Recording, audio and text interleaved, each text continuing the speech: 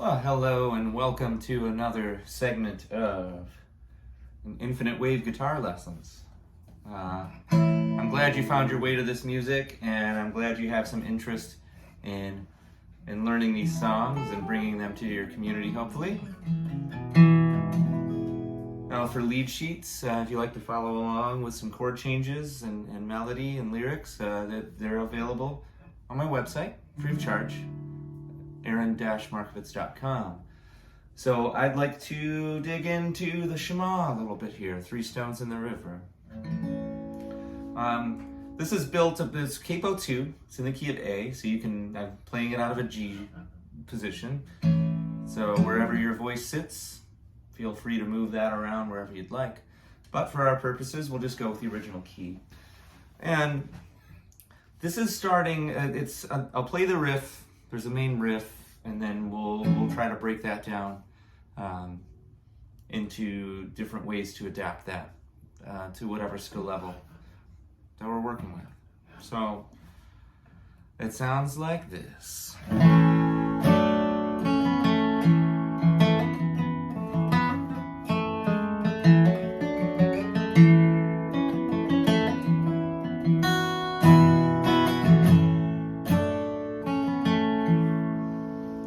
So this is based off of a G shape that's played with the third and fourth fingers. And the reason for that is we need to leave our first and second, our index and our middle finger available to make this like the C over G, right? So we're starting with this G. And then what we do is we essentially make a C chord here. We don't move our fingers that are already in place. We're just lifting these two, right? So this is on the D string and on the B string. And we're playing all notes open except for, you'll notice a lot of times I'm muting the A string when I'm playing a G chord. It just typically doesn't have a place for me. So there's a third already up here. We don't really need it down low. It kind of muddies things up. So work on that. That's one thing I'd say to work on, is muting that as you're playing this. And here's our chord structure around this. G, C over G to G. Now if you watch Tine Matov and you learn that one, you'll see me use this shape again. I told you I overuse it. That's okay, I don't mind.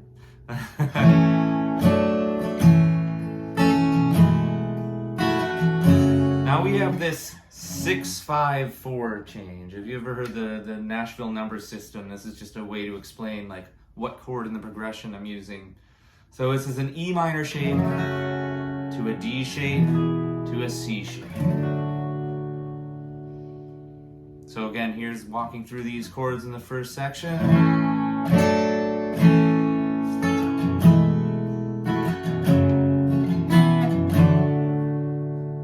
Now I put this little skip into the strumming pattern, and it's just part of the way that the rhythm and the feel of the song. You could also just play those on the beat. E minor, D, C. I like to put the, right?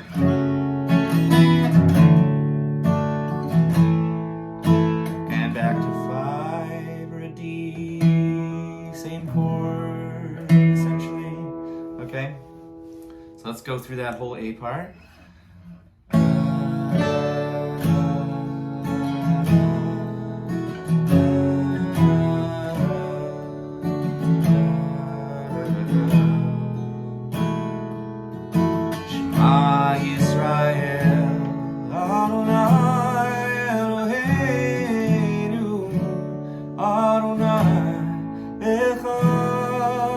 Same thing for Baruch. Baruch Shem Kivon, Shem Kivon, Malkuto,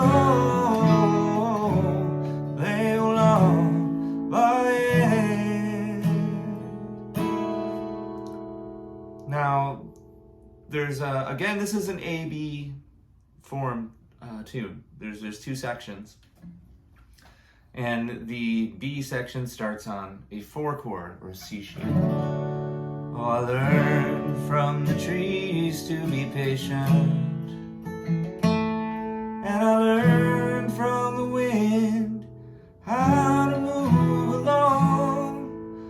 So here it just changes a little bit because we have, so we're starting on a 4 to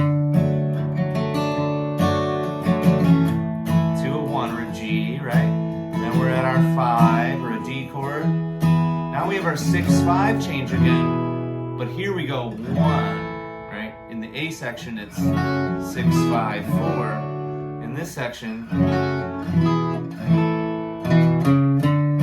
then we go back to the 4, 2, A7 shape. Then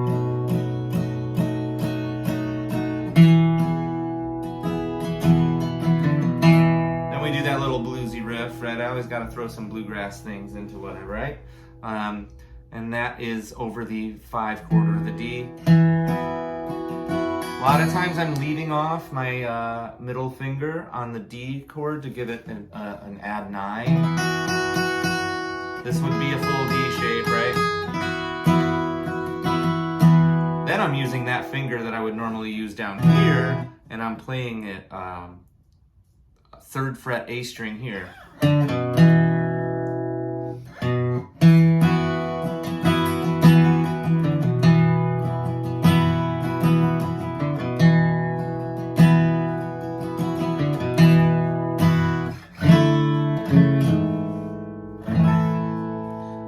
You'll hear that come in all the time. That's a C add 9. Now first finger, like a G over B. And then this 2nd fret, 1st string, 6th string, leading back to our 1 chord at the top of the form of the song. So here is the whole B section now that we've just explained those few points. I learned from the trees to be patient, and I learned from the wind how to move along, and I learned from the silence to listen the whole day long.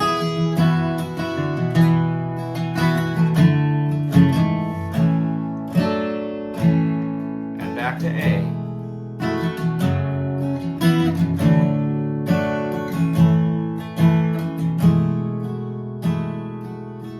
Shema Yisrael, Adonai Eloheinu, Adonai Echad.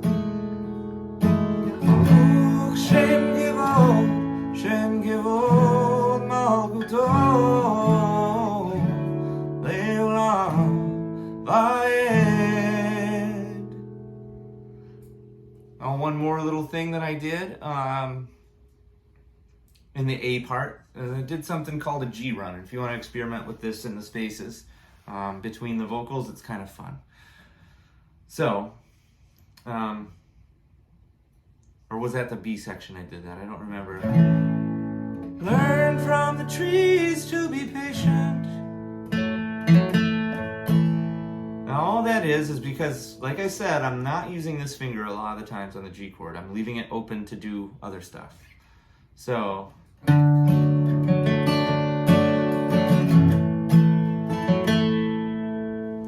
that first finger then goes onto the D string, 2nd fret. That's what's happening within that G chord, and that's a variation on a G run.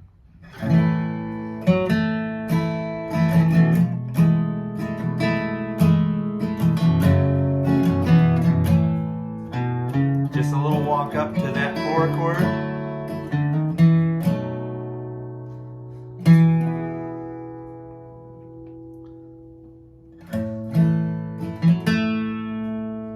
So maybe throw that in to that chorus if you'd like. Oh, I learned from the sun to keep on rising, and I learned from the moon how to light the darkest sky, and I learned. Now that comes in, that little walk up is something, a little extra flair you can put on it too, and that goes right along with the lyrics. And I learned from the silence to to listen all through the night. Boom, ba, boom, boom. Well, that walk, that little move. Down, down, up, down, down, down, up, down. I like to switch to that because I realize that's a little trickier.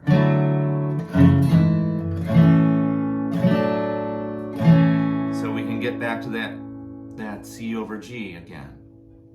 So let's just do both sections together just to hear it in context for a minute.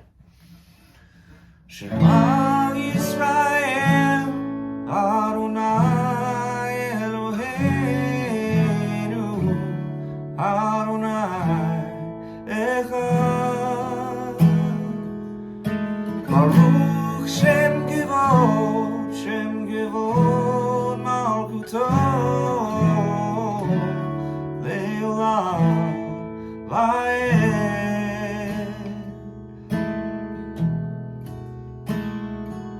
I learned from the trees to be patient,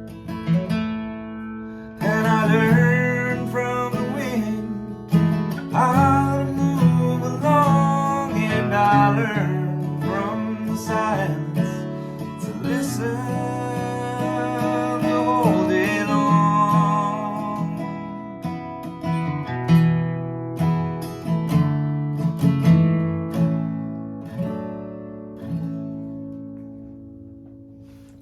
Well, I sure hope you enjoyed this video, and if you do bring this Shema to your community, I sure would love to hear it. So if you make any posts, make sure to tag me at Aaron Markovitz Music on Facebook and markovitz.aaron on Instagram. I hope to hear from you soon. Thank you so much.